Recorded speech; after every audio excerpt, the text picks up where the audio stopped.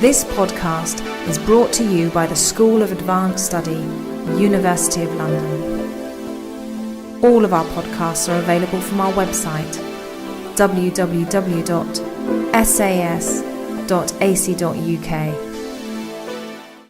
So I'm James Manor. I'm a professor in the Institute of Commonwealth Studies in the School of Advanced Study.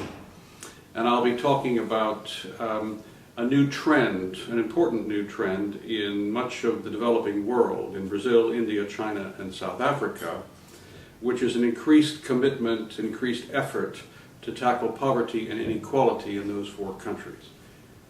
We think, we being a group of 18 of us who are working on this, think that this is an important topic, partly because about half of the human race lives in those four countries, but also because this is a radical contrast to the trends that we see in the industrialized world, in Europe, North America, and Japan, where cuts are being made in the provision of social services and social provisions because of the economic crisis and because of the austerity programs that those governments have introduced.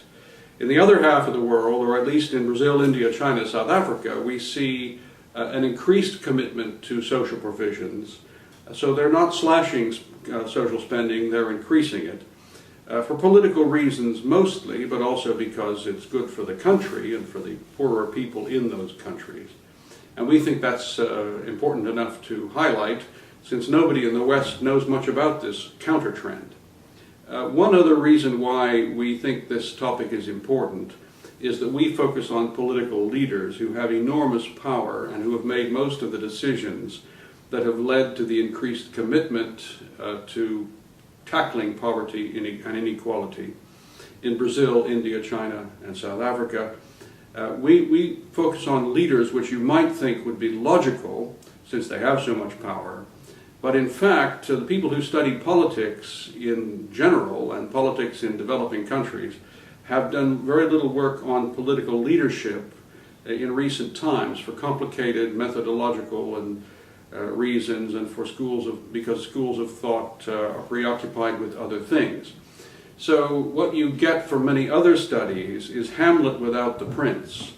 And what we propose to include in the study that we're doing is bringing the prince back in.